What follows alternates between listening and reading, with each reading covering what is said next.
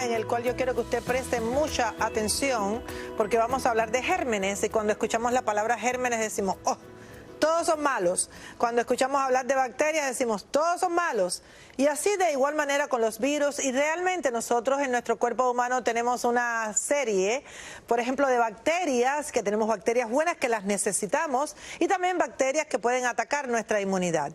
Vamos a hablar de la relación que existe entre las bacterias y nuestro sistema de defensa, que es nada más y nada menos que la inmunidad que tenemos de forma diferente en cada ser humano. Vamos a compartir este tema con un especialista que le encanta hablar directamente al público de forma que le pueda entender. Él es médico, el doctor Carlos Jaramillo, y a través de y gracias a la tecnología nos trasladamos hasta su consulta. Doctor, ¿cómo estás? ¿En qué ciudad del mundo te encuentras? En este momento estoy en Bogotá. Me encanta Bogotá.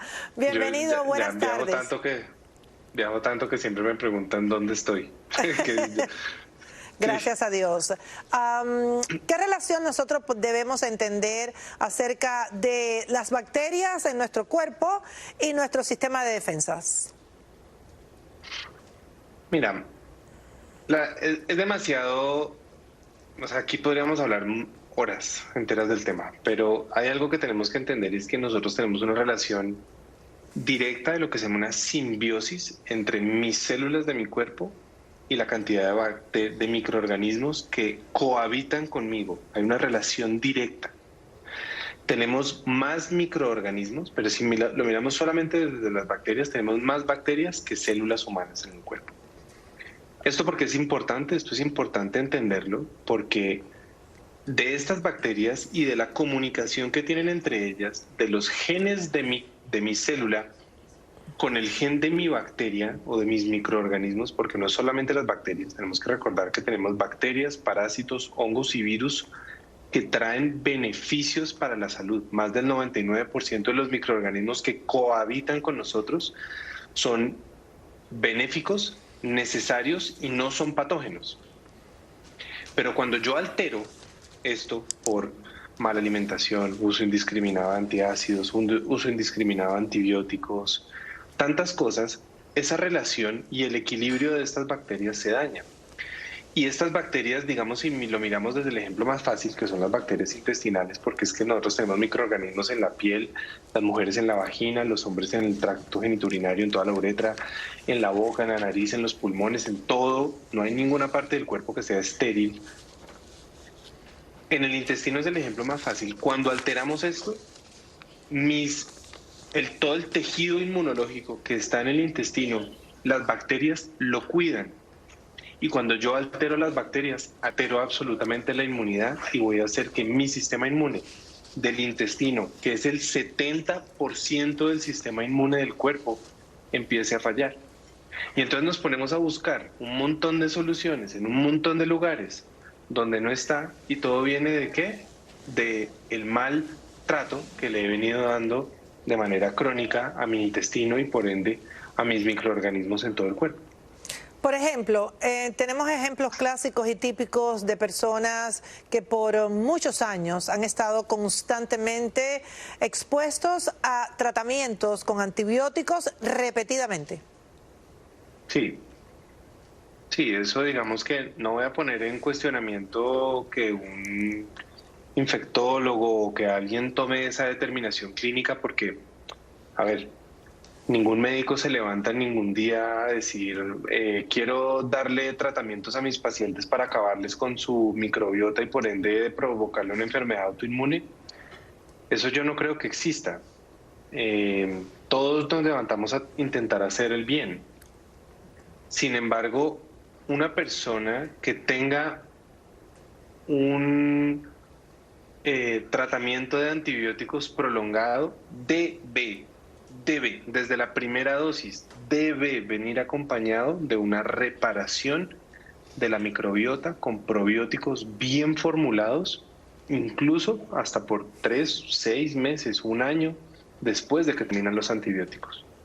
Eso quiere decir, doctor Carlos Jaramillo, que un paciente que su médico le ha indicado un tratamiento de antibióticos, el paciente voluntariamente le puede preguntar a su médico, doctor, y además de los antibióticos, usted me puede indicar cómo también para proteger, como dicen los pacientes en términos populares, mi flora intestinal, ¿usted me puede indicar Correcto. probióticos?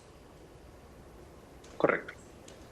¿Qué Y relación tiene? si tu médico y si tu médico no sabe qué le estás hablando, pues busca información.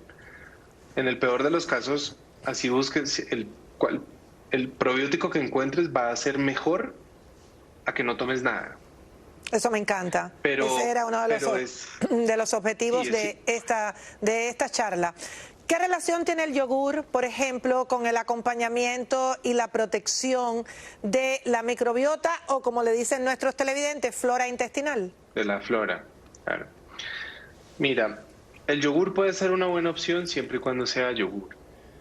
Porque lo que tomamos hoy es una leche ultraprocesada que parece yogur, pero no tiene ningún tipo de microorganismos. Para que sea yogur, tiene que ser un lácteo donde haya crecimiento de bacterias en el proceso de fermentación del lácteo. Como por ejemplo el kéfir. Por ejemplo, el kéfir, correcto. O yogures que uno los encuentre en un farmer's market, en un mercado campesino, que los hacen con procesos tradicionales, o kumis, que los hacen con bacilos, pero que hay crecimiento, o cosas que hacen simplemente con lactobacilos, pero que hay crecimiento bacteriano adecuado. Pero los yogures que consumimos hoy en día son unas leches ultraprocesadas llenas de azúcar con sabores artificiales y ahí no crece absolutamente nada, eso no tiene ningún beneficio de nada. Pero el kéfir es una muy buena opción. Pero también pueden haber opciones de otros fermentos, hay muchas formas de cuidar la microbiota.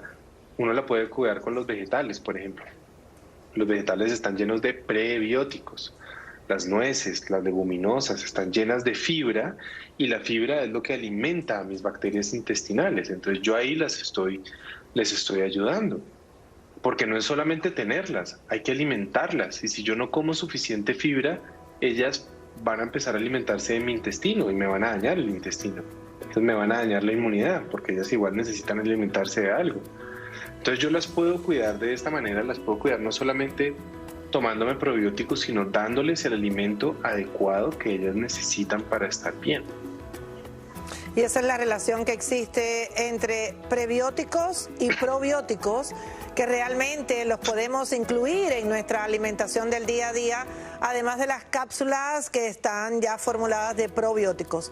Doctor Carlos Jaramillo, gracias por acompañarnos, una información muy útil. A ustedes, muchísimas gracias. Y las conclusiones, que Dios les siga bendiciendo, que quiero darle a usted, mi querido amigo televidente, es, por favor, cada vez que empiece un tratamiento de antibióticos, acompáñele de probióticos.